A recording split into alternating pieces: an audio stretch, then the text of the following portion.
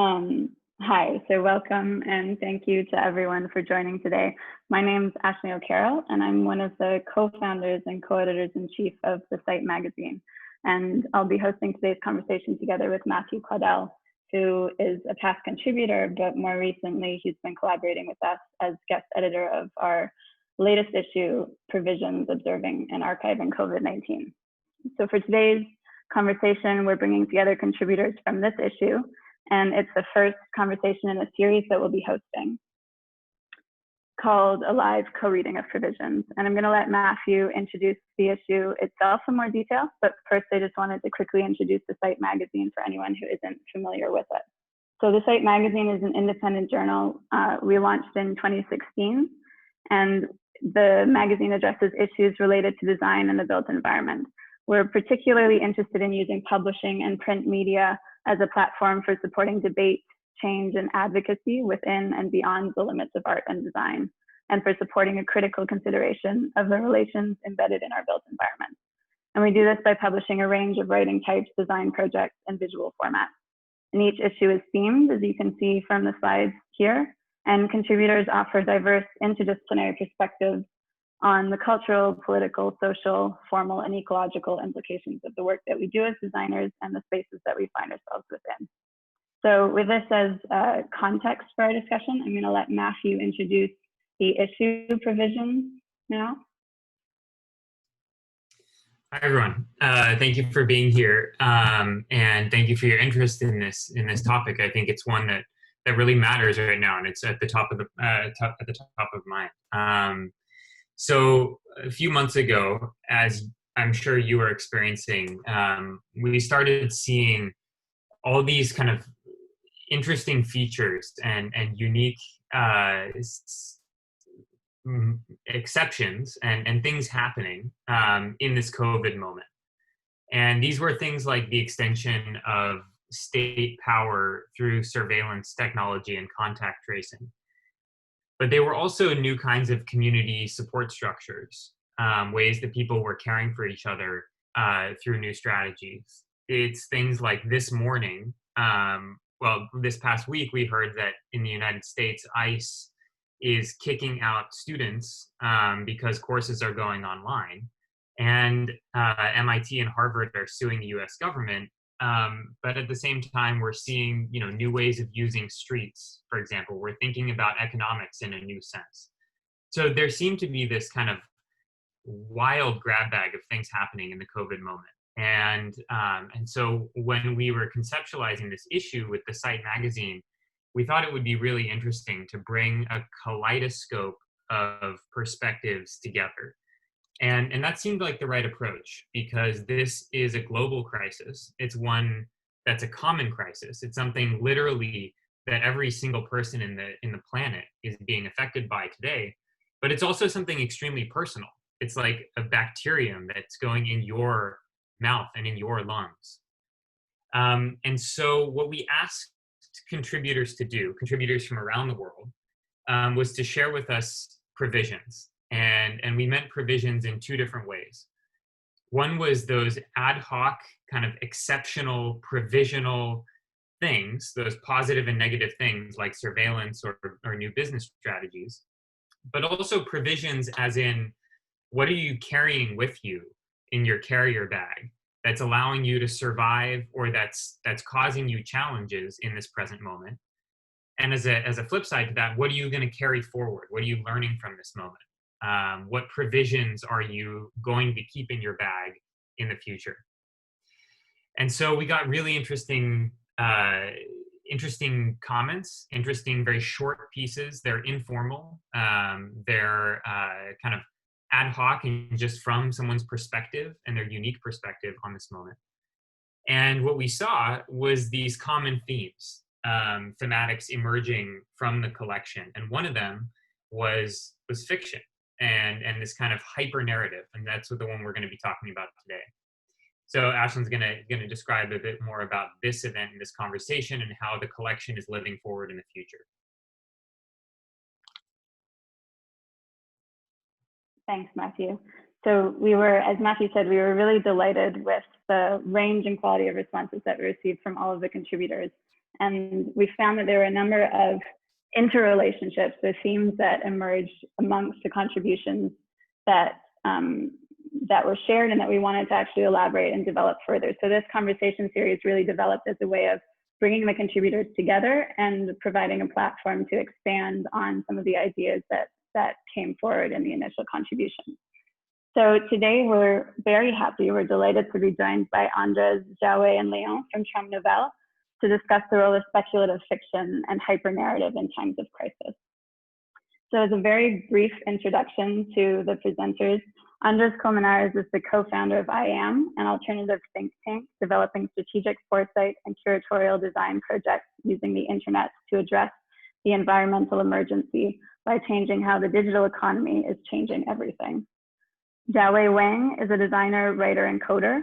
They are the creative director of Logic magazine and author of Blockchain Chicken Farm and Other Stories of Tech in China's Countryside, which will be released later this year. And finally, Leon Japot is one of 3 Belgian architects that make up Traumnovelle, joined by Manuel Leon Sanjul and Johnny Lea. And Traumnovelle uses architecture and fiction as analytical, critical, and subversive tools to emphasize contemporary issues and dissect their resolution. Traumnovelle alternates between cynicism and enthusiasm, all the while advocating for critical thinking in architecture. So for today's conversation, rather than reading from their own responses, we've asked the participants to swap responses and actually read from another contribution. And then, so Andres will be reading from Xiaowei's response, The Suspended and the Weeping.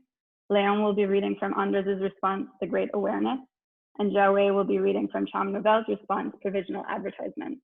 And I'll post a link to the articles which are already published online on our website so that you can follow along if you want to during the conversation, or you can read them afterwards.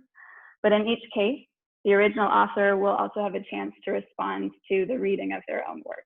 So following that back and forth dialogue, we will have an open discussion and there will be a chance for audience participation as well. So if anyone has questions from the audience, please do share those through the chat function as well. So with that, I can hand over to Andres to start with the co-reading. Thanks, Ashley. So I will start reading Xiaowei's story. So let's start. What does it mean to slow down in the 21st century? The US is built on slavery, genocide, and imperialism. The US, as we know it, will die unless Americans reckon with their past, said my 91-year-old great uncle last winter. He sends me multiple Taiji videos every day so that I can stay healthy during California's shelter in place. In Tianjin, when his movement restrictions have been lifted, he tells his daughter to send me a bundle of masks and Lian Xiao the fruit of the Forsythia suspensa tree. It's an herb in traditional Chinese medicine that's been used in the battle against COVID-19. The first few days of shelter in place in the Bay Area are full of grief and elation. Action gives some sense of control. I donate money, I volunteer for mutual aid, I give someone immunocompromised a right to a doctor's appointment. I drive along cinematic, sweeping stances of empty 6-lane highways, emotions and sounds hastening stillness. 2 chickadees have made a nest in my exterior wall, so I wake up to a snowfall of pink insulation every morning. Forsythia suspensa, a shrub. Its root contains over 130 known chemical compounds used for centuries by traditional Chinese medicine for its antiviral properties. It remains unproven in the West. From Nature, the world's leading multidisciplinary science journal, practitioners of traditional Chinese medicine and Western-trained physicians have often eyed each other suspiciously. Western medicine typically requires randomized controlled clinical trials that provide statistical evidence that a drug works.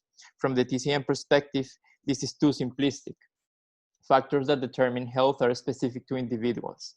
Drawing conclusions from large groups is difficult, if not impossible. Discourses on data draw a shaky line. On one side, X very likely cures Y. The other side claims of a TCM system with its own well-trodden logic, possessing an opacity that defies the world of data and statistics. Data easily slips into technocratic solutions, and solutions give way to feelings of conspiracy. If X definitely cures Y, maybe experts are hiding said from us. Waiting. I add COVID vaccine to a list of cures I am waiting for. I have a chronic disease designated incurable by Western doctors. My disease is incurable because, according to my doctor, they know the mechanism of action but not the cause. When I was first diagnosed, Ian Hacking's The Taming of Chance sat on my nightstand. The most decisive conceptual event of 20th century physics has been the discovery that the world is not deterministic. Causality, long the bastion of metaphysics, was toppled, or at least tilted. Statistics and the body were founded on a shaky relationship. A bid for power by an astronomer named Adolphe Quetelet writes Hacking. Average man is a construction. Still, average man caught on. Average man provides us with some kind of certainty. Where is the average when normals become new abnormals? Conspiracy feels thrilling because it offers a sense of control. Theories of the virus origins span from government labs to pangolins. American newspapers like to report on Asian countries with their location tracking, contact tracing apps. Impossible here, says one newspaper, because of liberal democracy's emphasis on civil liberties. Somehow, democracy becomes the object in question. Google and Apple are ready to be heroes. The Electronic Frontier Foundation notes that despite these companies, with their apps that claim to save the world, nothing is more effective than a solid healthcare system. That is the ultimate disappointment of conspiracy. Why isn't there a magical solution? Like love, conspiracy is a feeling that we all have explanations for, but little way to explain the feeling itself. As if enough explanations would give way to that moment of sudden clarity, the veils lifted from vision. Surely I am loved. Surely in death is an explanation for life. Surely all that waiting had meaning. Surely data will tell us something new. Data will reaffirm that ghosts don't exist, that hauntings of the past will be wiped away by technological progress. A walking meditation to try during this time in quarantine. Standing in a relaxed pose on one, gently walk as if your heart was in the soles of your feet, a line connecting the top of your head to the sky, and the shadows of your ancestors trailing in a dozen floating threads from your back. When you reach the other side, tell me, what were you walking away from?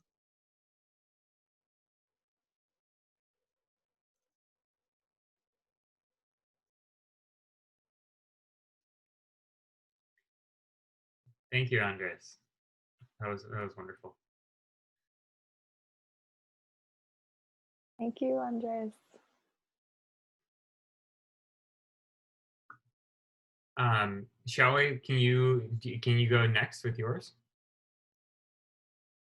For me to read Traumnovelle's piece?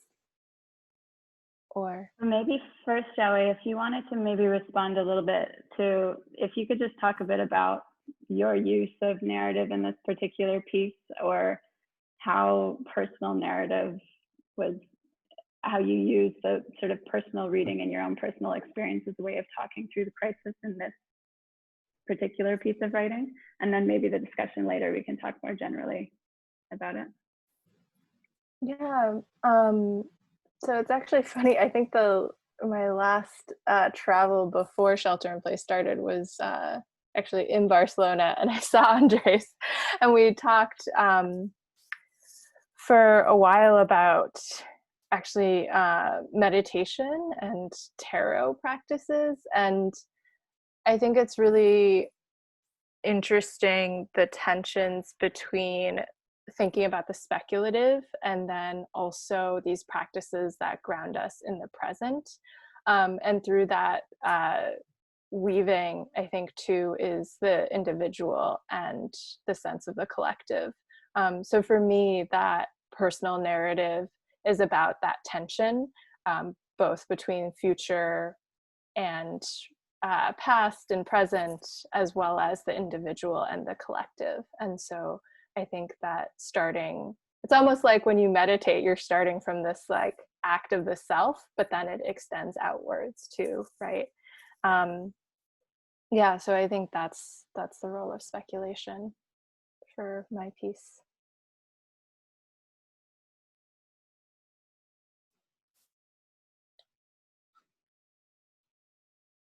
Thank you. That was really helpful to hear about also the context that you were writing from, that it came out of, or some of the sort of experience that you had leading up to it. I guess now we could move on to Leon. Do you want to do your reading in response to Andres's piece? Leon is there. You may have to unmute yourself.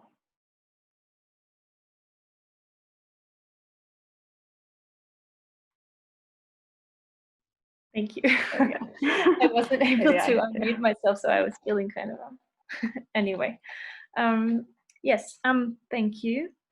This is a fascinating conversation. I feel the trio that you've brought together is gonna, I don't know, I think there's something interesting. I prepared to read an excerpt of your text, Andres, and then I prepared a question in relation to the text. So yeah, I hope it's not going to be too much in detail. So do tell me if you'd want to broaden back up. Okay. The Great Awareness, a 21st century post-pandemic Europe. Amal woke up earlier than usual that morning. The recent news of a pandemic was affecting her sleep, and the low-pitched sounds of a storm were not helping. Since her recent 100th birthday celebration, her mind was busy rendering a constant conversation between thoughts and feelings about her chronological age. She was now part of the high-risk population, designated as such during this new pandemic by the government of Europe, one of the 10 interregional citizen councils that emerged after the collapse of the nation-state in the mid-21st century. Amal, a daughter of Syrian migrants who took part in the great recovery of Europe after the network crisis of 2020, was getting mentally ready for a new hibernation. During her adolescence, her parents had often told her stories about how, back in those days, people referred to hibernations as lockdowns or confinements. There was a negative perception around them, but everything changed when billions of humans realized the transformative healing power of hibernations, and multiple megacities started using them as an effective tool to address the environmental emergency declared just a few years earlier.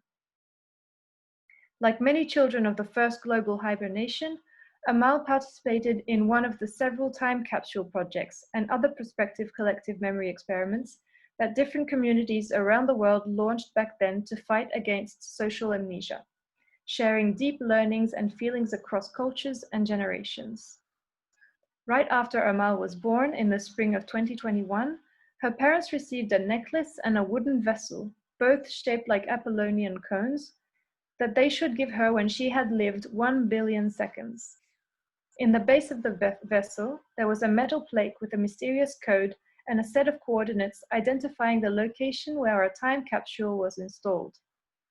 It was part of a distributed and networked transnational memorial built for the thousands who died in the 2020 pandemic. Inside the conic capsule, there was a letter written for Amal by a stranger who lost a dear one on the same day she was born. Many decades after those events, she still wore the necklace as a memento of hope and kept the handwritten letter she first read in 2053 in a drawer of her night table.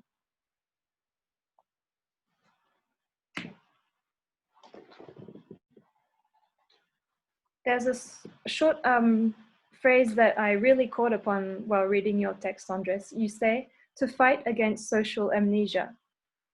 There's something that in this time capsule, but also in the way it's sort of distributed into small objects, which makes it very personal. It's almost like it's a social collective memory, but it's addressed from individual to individual, which makes it very, I guess, very powerful in that way. But then again, in your text, you're, although it's very intimate in its relationships, it's also very general. You address, or you suggest, I'd say, the existence of interregional citizen councils, megacities, Europe, sorry. And this sort of opposition that you've set up, I think, is quite interesting, and I think it relates perhaps strongly to your work with I Am, and please tell me if I'm pronouncing it correctly. And I was wondering to what extent, well, from what I gathered from your manifesto, you seem to identify the fiction. Fiction is this what if that you state, is this by putting forward what if, you're asking people to investigate what the world may be, and that's your use of fiction. But I was wondering, to what extent does the digital, which you seem to put forward in many different ways, allow you to address world change both on this very global level and on the individual level? That's my question for you. Thanks, Leon. It's different layers to the question, and also the commentary that I really appreciate. First of all, when I received the emails from Matthew and Aisling, it was kind of a very as for everyone, it was this weird moment where I was back then doing the lockdown in the studio because we organized a few days before an event. So it was like this mesh of life and work and this planetary crisis. And then this the kind of question that I distill from the project is the idea of what should we remember. How can we remember the future, this kind of paradox. And I've been fascinated by this kind of contradictions, just like the ones that Matthew mentioned in the introduction. And one way of dealing with this contradiction is basically making up these stories or these fictions that end up being the kind of basic units of our realities.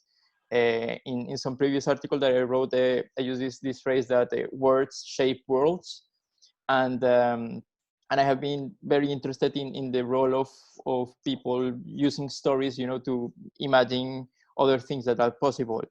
And one element that I started to look at was the idea of the monuments. When you, like, one artifact that we have been using as a civilization to remember the future is the monument. And with all the controversies around monuments, especially in the US, but also in the UK, with the more recent events, this question is kind of now in the mainstream. And I just started to think of monuments and moments, our relationship with time, and then I ended up with the word of mementos, which I also felt there. So when you were mentioning the social amnesia concept, it all links back to this contradiction of how can we remember, or what kind of futures do we want to remember? How can we remember something that has not happened? And I guess that this is at the core of our digital-driven lives, where there's a lot of nowness and the feeds that mediate our experience are so ephemeral, and this is basically distorting in very dramatic ways our relationship, both individually and collective, with something as important as time. So I don't know if I answered your question, but just sharing some thoughts around it. Yeah, it's beautiful. That's beautiful. And I think there's so many threads that resonate between Xiaowei's piece and the response you just gave to Leon's question. I think it's brilliant. I'm excited to kind of dig into some of these in our discussion in a little bit. But before we get into that, Xiaowei, do you want to kind of show what you prepared, the ways that you synthesized Leon's contribution and Traumnovelle's broader work with this? Yeah, great. Thank you, Aisling. Yeah, so just for people, for background, I'm presenting Traumnovelle's provisional ads, and it's a series which examine the politics of architecture and also the myths embedded within architecture as a field. each of the ads that's on the site is inspired by a written piece from the issue. So I'll just show a few of the ads and then read a few lines from the pieces that inspired it. And also just to note, at the bottom of the ad, I noticed the phrase utilitas, firmitas, venustas, which are the Vitruvian ideals of architecture. So functionality, strength, and beauty. And the ads and the pieces that I chose to highlight are kind of related to maybe ways that Traumnovelle, y'all are thinking about challenging or provoking the three ideals. So the first one, we need heroes. If you could go to the next slide, which is inspired by Bianca Wiley's Playing Your Collective Political Position. Our political machinery and laws were built to be challenged and changed, regardless of the party that's in power. There are ways to bring sitting politicians to answer to their better selves. That's how government can work. It's a public tool that's become detached from those it could be serving better. None of this is to override or ignore the vicious violence that laws and states have done. It's to hold two truths at once and know that these are the tools we have today, and we have a responsibility to make them better tomorrow. And so instead of beauty being a singular truth in architecture, does beauty hinge on the ability to hold multiple truths? Next slide. Because we care. Next slide. It's from inspired by Elke Krasny's Radicalizing Care. Care inequality, care injustice, and care discrimination are class, gendered, racialized, and sexualized. This general crisis of care affecting the vast majority of the planet's population, of course, predates by far the current crisis, as it dates back to colonial capitalism, which has long infected the planet with viral forms of exploitation, exhaustion, extraction, and depletion. The current pandemic amplifies the crisis of care. The question is, what will be learned in economic and political terms from the experience of the centrality of care that is currently understood on a global level? Will the reviving, repairing, and resuscitating of the economy in post-pandemic times return to the same violent system of extraction, depletion, and exhaustion? Or will there be a turn to care that actually puts life-supporting labor at the center of what is considered life-producing and not just value-generating? And so if we challenge the idea of strength in the Vitruvian ideals, strength as immovable, instead strength as a form of tenderness. Next slide. And I particularly love this image, but yeah, rurality, the connected disconnect. Next slide. And it's from Kanika Verma and Shrashtant Patara's Micro-Movements at Work. At a time in which mobility is restricted, we need to reflect upon where we want to go. Not every movement means moving forward, and forward movement is not necessarily progress. Reverse migration, the walk back home, reminds us of how counter movements are extremely potent tests for the robustness of prevailing social and economic systems. As we set new goals, may we measure progress on the basis of value and equity beyond just time and money. And I really appreciated this in the context of the piece as well, the connected, that phrase, the connected disconnect, because Verma and Patara are talking about migrants who move to the city and work in informal economies. And this idea of moving backwards as challenging this kind of functionality. Next slide. So this is the last ad I'll present. It's gonna be fine. I definitely need this mantra every day. And next slide. It's inspired by Carol Ann Hilton's piece, Indigenomics. And I think, the thing that's missing from this trifecta of Vitruvian ideals, right, is really the architect and, the qualities that bind together the architect and society. So she writes, In indigenous reality, time is not linear in nature. Instead, it is multidimensional. The prophecies of old told of a time when humanity would come into facing its destruction and the systems would begin to fail. Indigenous concepts of economy focus on relationship and responsibility. This was the original social economy. This is relational economics, and today represents the communal collective transformation as a return to relationship. What needs to be remembered in this moment is our resiliency. It is time to learn to relate to time, space, and to ourselves differently. And so this emphasis on perception and the ways that we regard each other as, you know, that missing ingredient. And so the questions that I have for Leon are, you know, there's a kind of ephemerality of the ads, and at the same time a kind of stilling of a image from the future. What does, you know, as you're drawing upon, I think, archigram, kind of the images of the past as well, how does architecture fit into building this kind of future, and who exactly are the heroes that we need? Yeah, thanks very much for your reading. It's really nice to see them through your eyes. Another time, it's nice. Thanks.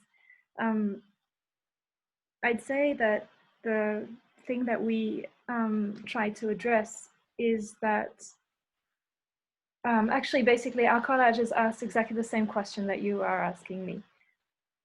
We really believe that architecture is a political tool, and we strive to communicate this, and we believe that architectural practice should be a political practice, is a political practice, actually, no matter how it's practiced, how it's done. So overall, I think what we tried to do was really raise the difficult questions in how architecture can be complicit or not. But we're more worried by its weaknesses, and that's what we're trying to highlight. We also want to address the fact that architectural form, really, the way things are made and the way things look and what they're made with and how and by whom, are the tools that we have. They're our brushes, they're our colors, I don't know how we can put it, they're our tools to lead the debate and to change the world. And it's not enough to state a political agency, it has to be practiced through form, and that's where the challenge lies.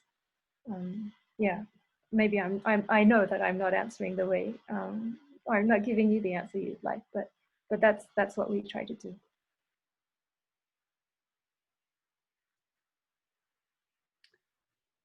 Yeah, that's great.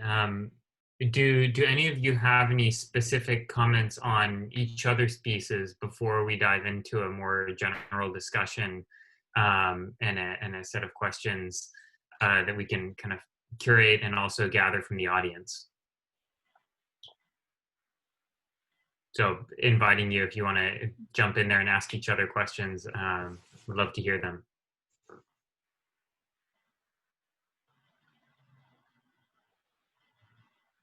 I just wanted to bring just a small, I'm still, sorry, Xiaowei, still digesting everything you've been saying, and I was thinking of the collage that we made for your text and the way it relates to it, and I feel that the question that you asked actually also resonates with the collage, where we try to highlight the fact that there's a difference between I can't remember the words in English. I have them in French, but anyway, between the medicine and the cure, healing and curing.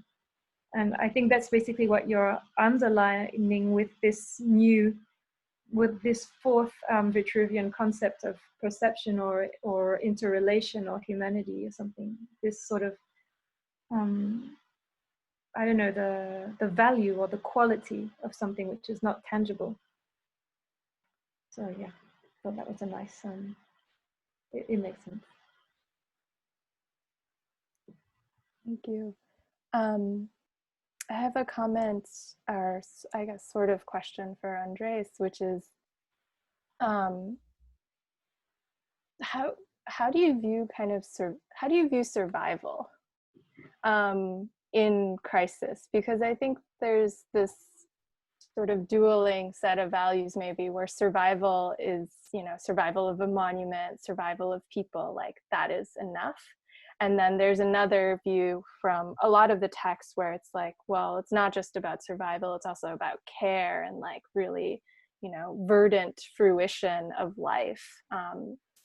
And I think it's interesting too, like formally in a lot of the Traumnovelle images, there's like this sparseness where it's like survival. So yeah, question for you, Andres. Well, that's I think it's a big word, survival, and especially because it's in times where we are facing such a planetary shared situation, but at the same time, which is basically a very deeply interconnected network of crises, sparking in multiple ways such complexity. It's I would say even a responsibility, a duty to treat everything with a plural lens. So if we think of survivals rather than like a universal meaning of survival, that probably for many of us the visual imaginary of survival will come from a Hollywood movie, whether we like it or not.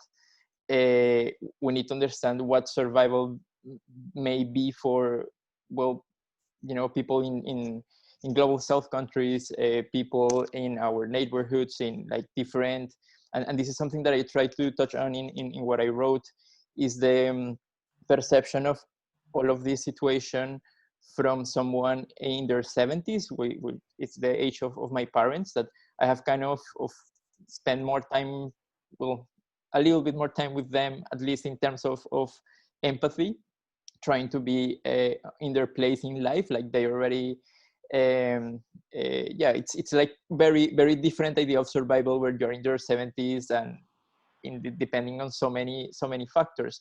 So here is where I feel that the narratives that we have, the mainstream narratives around a concept as a survival, need to be interrogated, and here I really wanted to link with one of the texts that was in Traumnovelle's work on the third article, I think, the indigenomics, and the need to change our relationship with time and see and with the especially the linearity of time. So just to kind of close and open the conversation somehow, I wanted to bring a thought that I recently connected with from a philosopher, Federico Campagna, which is the idea of the end of the, not thinking of the end of the world, and this links with the concept of survival, that is kind of the apocalyptic narrative,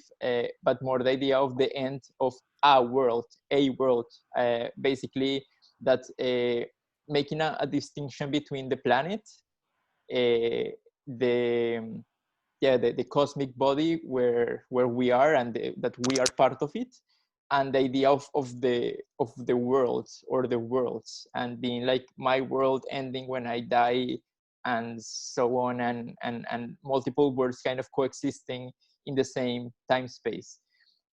So here maybe I want to, I don't know, Matthew, if you want to intervene, or maybe I just like shut a question back to Xiaowei.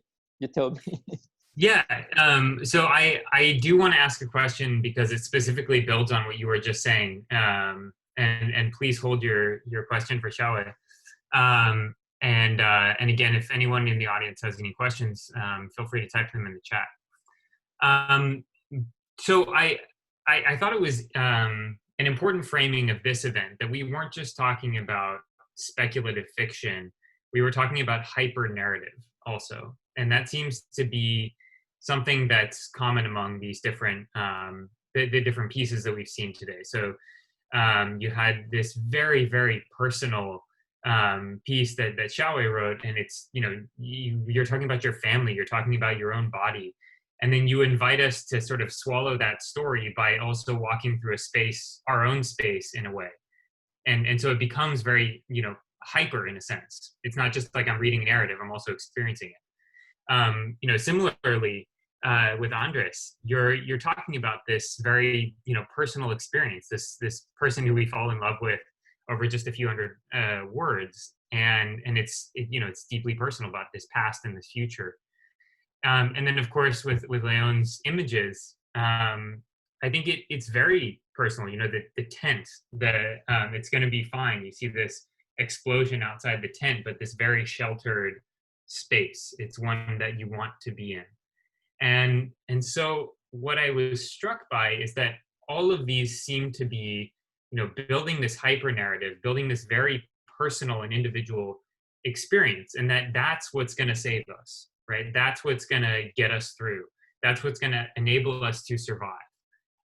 We're going to be like the mother in the family, walking in the other advertisement that that you drew, Leon. We're going to be like the people on the boat. And so I thought, you know, there's this personal thing, and I totally believe that. I think that's, you know, a key to survival. But I'm also wondering, is there a role for policy? Is there a role for thinking about sort of how we react collectively as a species? How do we, you know, deal with this kind of thing all together? And is there some broader linking function? About policy, and I was like, wait a second, is policy just a collective fiction? Is it just something that we write because we believe be a different future, and then the policy makes it real?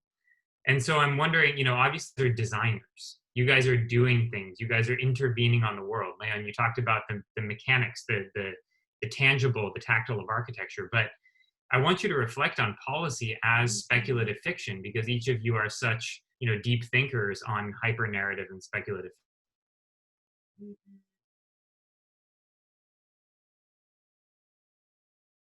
Sorry, if I could maybe Andres to start first, and then we'll, if each of you want to respond, please feel free to jump in.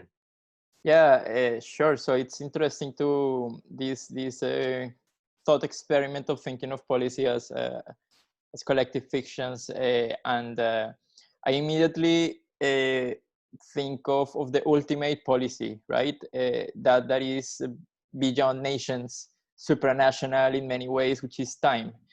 And especially calendars and like the different tools that we use to shape and basically agree that for most of us today is July 8th, and time zones that are like more political than anything else, and the power that resides in these constructs. So I think that when we understand that something as I don't know, as mundane as time, I mean, as mundane but also as important as time, that kind of tissue is malleable, then if you move all the way to like what policy, like what we are delegating in the people that we call politicians, then or the policymakers, then there's so many possibilities, right, in challenging one idea. And here I will also link with the Traumnovelle's use of Latin, the status quo, and the idea of the normality, and how this like many topics that are kind of threads in this, at least these three stories, but also in other provisions, are there, you know, like questioning linearity, questioning also the singularity in terms of like one future, one way of experiencing survival or this crisis. Even the idea of understanding this pandemic as one crisis, as one problem that we can solve, that is not like that, right? So and then many people and organizations in power saying, you know, we want our status quo, we want our normality, let's go back to normal, make America great again. You know, there's like this nostalgia that is super toxic. So I think that here is well there's a strong need to encourage all kind of peoples to build narratives in collective ways that offer an alternative to this, you know, from very much needed alternatives to calendars and like things like, you know, for thinking or applying for work weekdays, weeks, and everything else in between. So I think that there's definitely a lot of potential in these thought experiments that we're discussing today.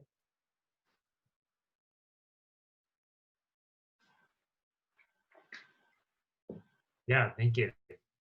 Leon and Xiaowei, do you have any thoughts on policy or this kind of, the role of time as a linking function and something that can perhaps be stabilized by these fictions? So I love that you brought up form earlier, Leon. And so when I think of policy and then I think of form, for some reason, the kind of Beijing Olympic architecture buildings immediately pop into my mind, because like as ultimate form, as ultimate kind of government policy, right? Just top down, we're building these, and they definitely stand abandoned now. No one goes to them. And then I think of the intimacy of the tent in that ad, and that as a different kind of form. And I do think that a lot of Western modernity, like the big problem with it has been this idea that, you know, the scale of the individual is so separate from collective policy or collective fiction. But I actually think that, you know, one of the things that we're realizing now in this time of crisis is that we are all entangled in like a network with each other's liberation and each other's writing of this collective fiction, right? For a lot of reasons, I guess in the context of the US, you know, not everyone has been allowed to participate in that collective fiction writing, or, you know, has not been disenfranchised or disengaged. But I do think, you know, that holding of the two truths, like there is this chance, hopefully, I have to believe it, I live in the US, for us to like really start and allow this like new kind of engagement where it is through the kind of scale of the tent, writing outwards this collective fiction, rather than the top down, you know, Olympic architecture, someone says build it and it just gets put there. Yeah, I completely agree with your well, even with your optimism in a way, but also when you state that we shouldn't be viewing perhaps policy as separate from the individual, or that's perhaps one thing that we should strive for. But there's something that we like to put forward a lot. We often say that everything is fiction, everything which makes up the world which surrounds us, the values that we base our lives on, the time, of course, all the way to time, culture, boundaries, rules, the social contract, which is what links us with the overarching power that we accept. All of these things are fictions. But as you say, the fact accepting that what surrounds us is fiction, is intangible, is in fact empowering. It shouldn't be something which, the fact that it's fiction doesn't make it untrue or less valid. On the contrary, it means that it can be changed. If something has been constructed, it can be deconstructed, it can be rebuilt, and it can be rebuilt differently. So when we use fiction, when we talk about fiction, that's what we want to highlight, the emancipatory power in creation and in narrating. By stating the way we want things to be, we make them a bit more that way. So yeah. That's really, I really like how you worded that at the end in terms of just by saying things, or as Andres said before, that the words that we use are the way that we construct the world too. It relates to a question in a way. You've kind of answered a question that I wanted to ask, but I think it relates to this idea of how we use words and narrative to build worlds, but also going back to what Xiaowei was saying about the kind of collectivity of building narratives and the fact that there is this plurality and multiplicity of narratives. And I was wondering if you could each maybe speak to how fiction and narrative produces meaningful knowledge. I mean, I think everybody here agrees and acknowledges that it does, but in the context of institutions and disciplinary protocols that sort of demand a rational, objective form of knowledge.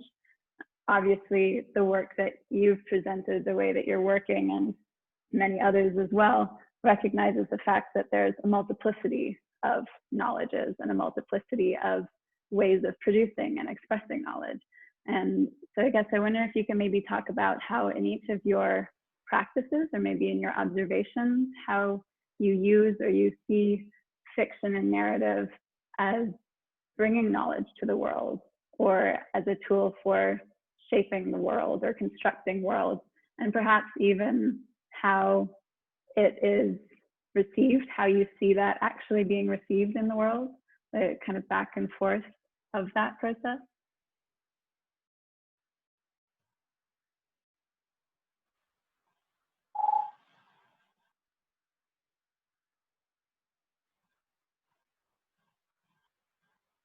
I think if I can start, this relates to the question of utopia in a way. I don't see really necessarily that, for example, institutions would require such scientific knowledge. And I guess what I want to say is that if you look at the history of utopian fiction, it's extremely rigorous. It's always extremely clear how the society is organized, how humans fit together, how work is organized, how families are organized, how the shift happened is also always very documented. So perhaps it's rather that we have this firm belief that fiction can bear that content without needing to over justify. That's why we write, actually. I mean, as a species, I guess, to bring these ideas to. That's what novels are. That's what, if we relate to stories, that's what stories are. Sort of giving meaning, but also giving shape. And I guess the giving meaning part is also super important. Organizing in a way. But yeah, so I think. And actually, maybe it makes even more sense to consider that how is it that through history we've constructed these political and social systems that are so complex, overlay of new ideas, a new rule, a new law, and it all sort of fits together somehow. But if you had to build it from scratch, you'd never do it like that. And so fiction and utopia give us the opportunity to rethink, perhaps take a step back and reconsider what is it that is really important and what can we do without. And maybe this is a question that we should also be asking in relation to the ecological crisis and so on. It's a new subject that is, or it's the same question, but maybe we need to ask it also in relation to our lifestyles. But maybe this is too broad for this conversation, but. Was that something you were doing, Leon, with the advertisements you made? That type of fiction and that type of world building? No, I would have to be honest and answer that we are more of cautionary tales, which we always think are very, very, very strong, because they allow to select a specific problem or issue and to investigate its different, I mean, pushing it to an extreme, actually doing the complete opposite, creating dystopia from a statement. Yeah, which is, I wanted to call that out too, because I think that's another critical role of fiction. It allows us to look at something differently, right? If we're looking at a thing and an object, a technology, a policy, a system, we can unspool it into that future and understand it better through doing that process. And I think that's what you achieved with the advertisements. And what I liked about Andres's piece, so this is a clever segue to you answering this question too, Andres, but what I liked about your contribution to this collection was that it was almost neutral. It occupied this space that was neither topic or dystopic. It was topic. It felt like it was now in the future, right? And I liked that, and I liked that it allowed a lot of creative interpretation through its ambiguity. Yes, actually, I just shared in the chat an essay wrote by Rashida Phillips, one of the founders of Black Quantum Futurism in Philadelphia, that I strongly recommend everyone to read. I actually met Rashida the same time, the first time I met Xiaowei here in Barcelona in the event that we organized, and she talks about the kind of Afrofuturist relationship with time, where it's non-linear. There's a constant dialogue between what we understand as the past, our ancestors, and the idea of the futures and all of these.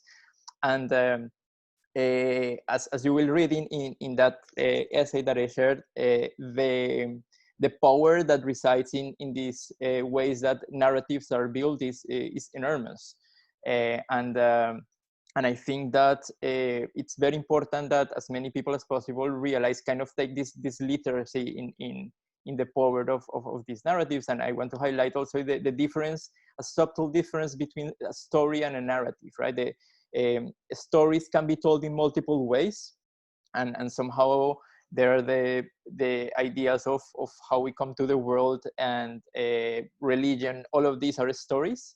And then in different periods of time, these stories have been written and told in different narratives, because the kind of trying to oversimplify a much more complex topic, but the main difference between a story and a narrative is that somebody decides to put a sequence of events, decides like that's the narrative, like the time as an ingredient.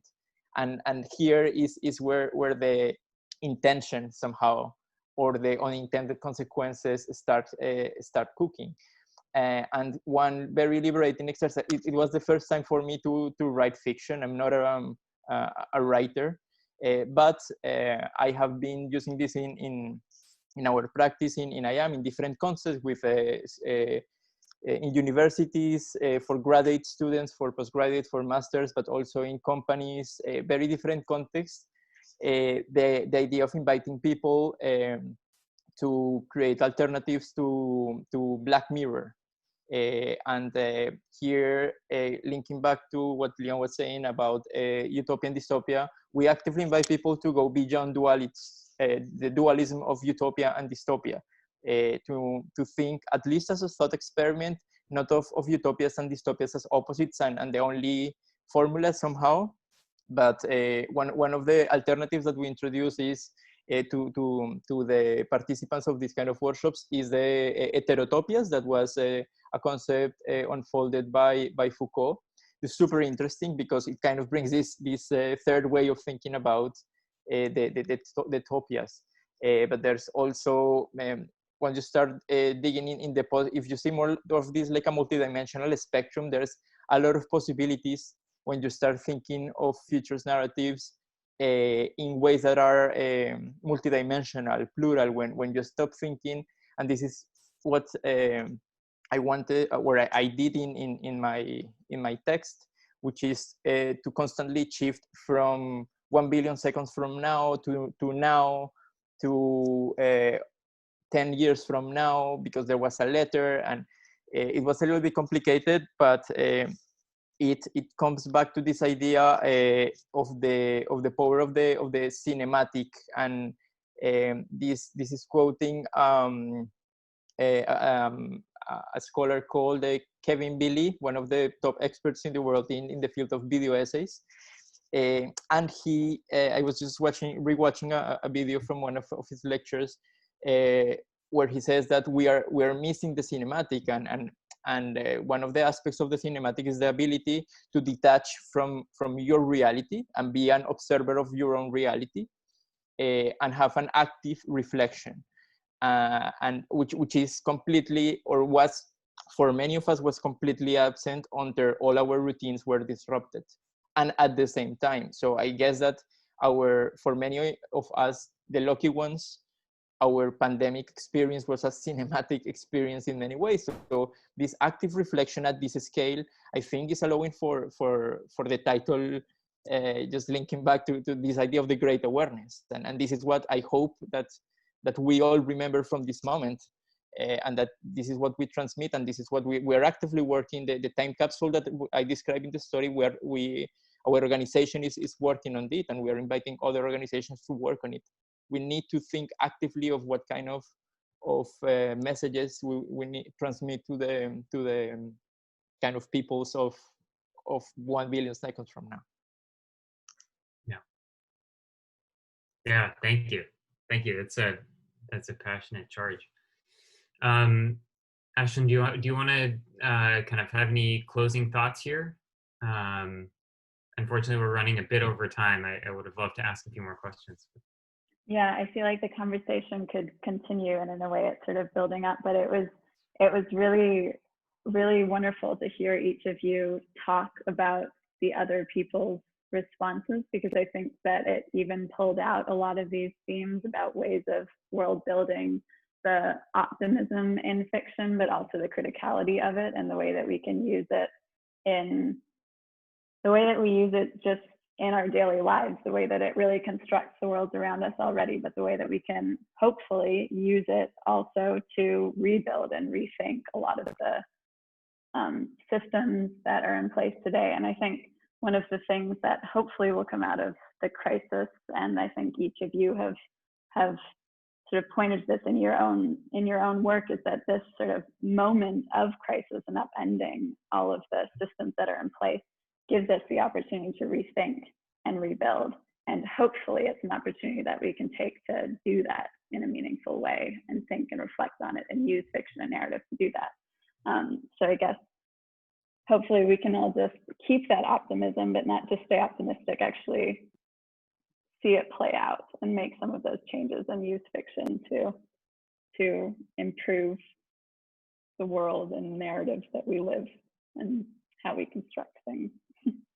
But I guess I would just say thank you so much to each of you, Andres, Xiaowei, and Leon, for not only your contributions to the Provisions project that we worked on, because that alone was a really valuable and significant contribution and commitment that you did, but also for joining us today and participating in this experiment that we came up with to talk through some of these ideas. We all really appreciate it, and it's been really valuable for us to have you come together today.